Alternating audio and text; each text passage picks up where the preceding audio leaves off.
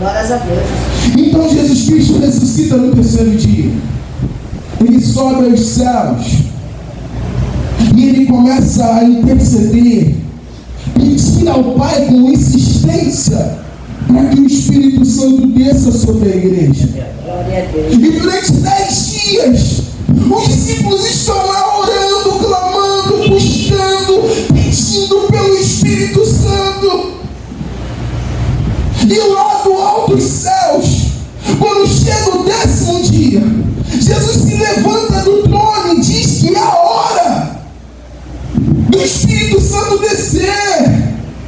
E o Espírito Santo desce. Aí a gente vê o episódio de Atos 2 acontecendo. Atos 2 acontece, a igreja recebe o Espírito Santo. Pessoas são batizadas e começam a orar em outras línguas. E a história continua. Os apóstolos, eles são cheios do Espírito Santo. A Bíblia vai dizer que a sombra de Pedro passava sobre paralíticos. Aleluia. Sobre pessoas acamadas, e pessoas eram curadas quando a sombra dele passava. A Bíblia vai dizer que as roupas de Paulo eram colocadas sobre enfermos eram curados e demônios eram expulsos. E a pergunta que eu faço para vocês: quando vocês leem isso não causa revolta em vocês? Isso não deixa vocês irritados? Isso não deixa vocês com raiva? Por que, pregador? Porque no passado acontecia com tanta frequência e hoje em dia não acontece com a frequência que acontecia. Eu não estou dizendo que milagres ainda não acontecem. Existem pessoas que buscam, que oram e milagres continuam acontecendo, mas eu estou falando a quantidade de milagres que aconteciam nos tempos bíblicos e hoje não acontece com tanta intensidade. Por quê? Deus não mudou. Ele é imutável. Mas os homens mudaram. Paramos de valorizar o Espírito Santo como a igreja primitiva valorizava. A mensagem que eu quero trazer é uma só. Precisamos respeitar o Espírito Santo como ele merece ser respeitado. Aleluia, verdade. Glória a Deus. A igreja primitiva respeitava o Espírito Santo, se relacionava com o Espírito Santo, porque eles viram Jesus Cristo como um exemplo, como alguém que valorizava o Espírito Santo no secreto. No Evangelho de Lucas a gente vai ver que Jesus Cristo estava orando. E quando ele orava, os discípulos eles foram na direção de Jesus, atrapalharam a oração dele e disseram assim: Mestre, nos ensina a orar. Mestre, nos ensina a orar. E Jesus ele ensina a oração do Pai Nosso.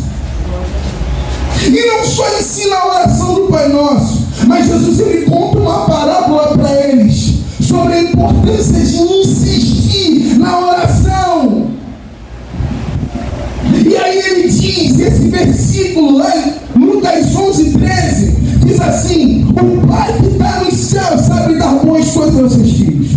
Quanto mais não dará o Espírito Santo àqueles que lhe pedirem.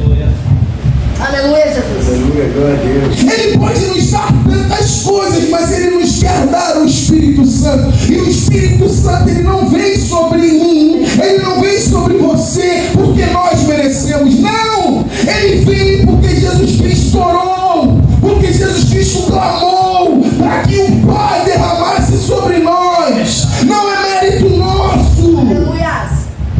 Mas nós temos que buscá-lo. Nós temos que orar também. Tudo que Deus quer e tudo que o Espírito Santo quer é que nós venhamos desenvolver um relacionamento profundo e real com a pessoa do Espírito Santo. É bom viver uma experiência pentecostal. É bom orar em outras línguas. É bom sentir a presença de Deus. Só que essa presença tem nome. Essa presença se chama Espírito Santo. E Ele quer ter um relacionamento com você. Ele quer conversar com você. Ele quer falar com você. Ele quer ouvir você. Ele quer que você chegue e fale com Ele. Deixe um tempo, um momento no secreto com Ele. Oh, glória. Ele quer te ensinar Glória a Deus. Não só a partir de experiência, mas a partir da palavra. Jesus chega e fala que o Espírito é o Espírito da verdade. Qual é a verdade? A Bíblia. A palavra de Deus é a verdade. É aqui que Ele quer falar com você também. É aqui que Ele quer falar com você. Essa é a maior das revelações. Essa é a maior das profecias. A palavra de Deus. E Ele quer falar com você na palavra. Ele quer que você dedique um tempo com Ele no secreto, um tempo com Ele, lendo a palavra dEle, não só lendo para pregar, mas lendo para viver.